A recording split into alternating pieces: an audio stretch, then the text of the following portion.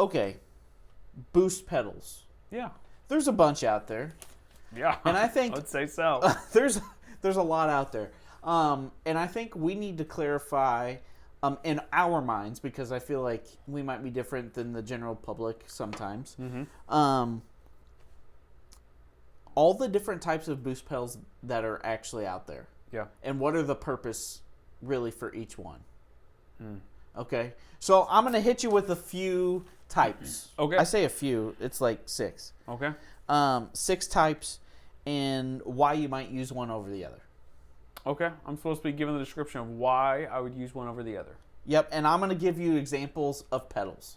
Okay. Does that make sense? Sounds good. What my reason for using them will probably be different than a lot of people's, but it'll be a good observation for how my mind works, which is dangerous. Okay. Well, thanks for making this like more of a dull segment, but here we are. Okay. Boost number 1. Boost pedal number 1. Just a straight clean boost. So, for example, a Keeley Katana, not with the knob pulled out, a Keeley Katana or an RC booster. I would consider those a straight clean boost. As clean as they can be, because there's no such thing as a real clean boost, right? We all know that. Right. But if you're playing into a super clean amp with tons of headroom and you want to like just get more volume, I would say that is a clean boost, absolutely. And I'd say if you want to get your like individual notes heard a little more, yeah, those are the pedals to get. Yeah, I would say so. I would say you better be concerned with your amp's headroom, first of all. Okay. And also you better be concerned where you put in your chain. If you're running an overdrive pedal and you try to put that clean boost before the overdrive pedal, it's just going to push that overdrive pedal into more overdrive. If you put it after the pedal, you'll get more of a clean boost then. More volume. More volume for like a solo boost or something like that. So yeah, that's where I would kind of put them. I could almost put them as, some people use them as always on pedals too. Yeah. Which goes into my next boost category. Always on in my eyes, which would be like Josh Smith uses that Chula pedal. Yeah. Love pedal Guitartone. I feel like that is an always on. Okay. I think a long time ago there was the How Rush Driver, and they might still be making that. Yeah. I think actually it's one knob. Mythos is making that for them now. Okay. So I think they stopped making it. It's like one knob, the one? and Maybe. it typically is an always on type of thing. Yeah, I would put EP booster in that same category. A lot of guys are using those EP boosters. Okay. I'm not saying it should be an always on or something like that. RC booster is another pedal that a lot of people use. It was in the last category. It kind of flows in between. So for me, there was a time period where I was using an RC booster as an always on pedal. And it just kind of gave a little more life, a little bit more sparkle to my sound. Also, it kind of gave me the ability to tweak a little bit of the tone, because I had that trouble in bass knob.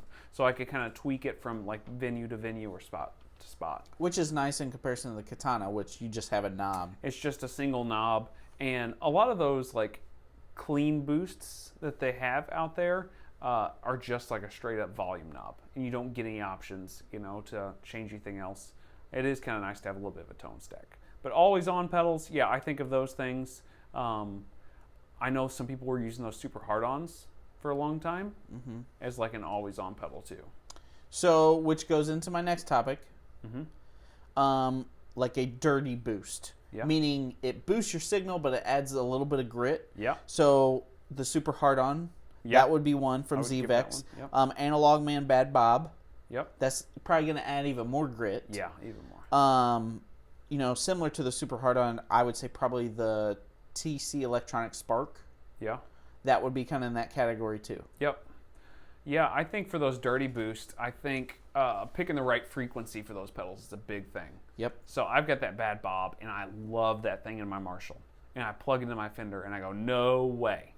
A little too much bottom end. It's just too much bottom end. It's a great dirty boost. But for me, and the way I set my amp and the way I set my pedals, it just doesn't work. And I tell you what, you go to a Fender Tweed, though, that Bad Bob sounds great. It's a Bad Bob. Okay. So, yeah, I think dirty boost, that's probably some of my favorite boost pedals. Me too. If you're out there looking for an overdrive pedal, probably just look at a dirty boost. Look at some type of boost pedal, because really, that's probably what you're wanting out of the deal. But just be careful, because they will put their own like flavor on your signal. Yes. Because the Bad Bob adds a totally different, almost tonality to it. Yeah. Same with Super Hard On. Yep. The next one, so you might think about treble boosters. Yeah. So, for instance, the Beano Boost, Yep. the Naga Viper? Yep. Naga Viper.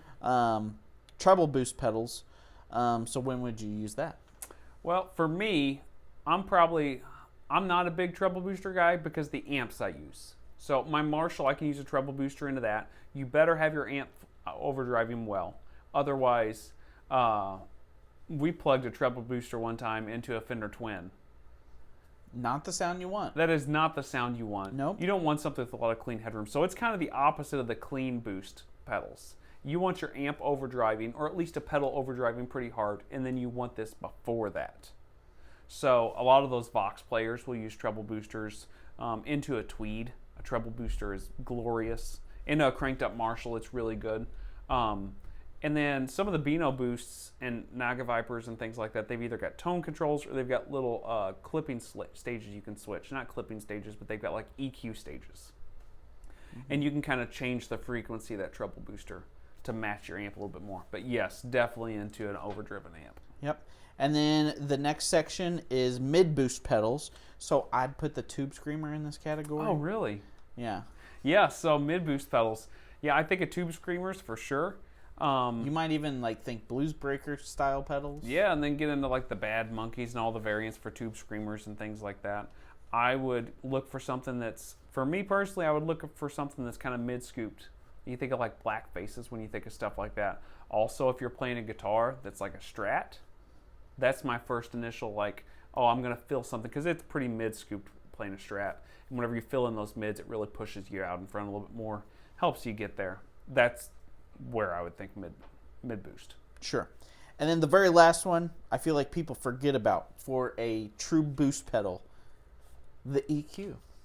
Yeah, so I think the EQ is the greatest boost pedal of all. Yeah. I could put the EQ in just about every one of those categories. Right. There's a couple times I was thinking about it and didn't say it. I didn't realize it was going to be up there.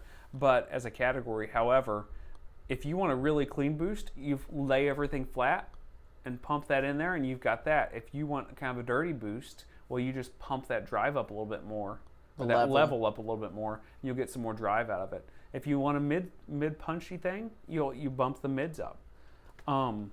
If you just want something to kind of shape your sound as an always on, you could do that too.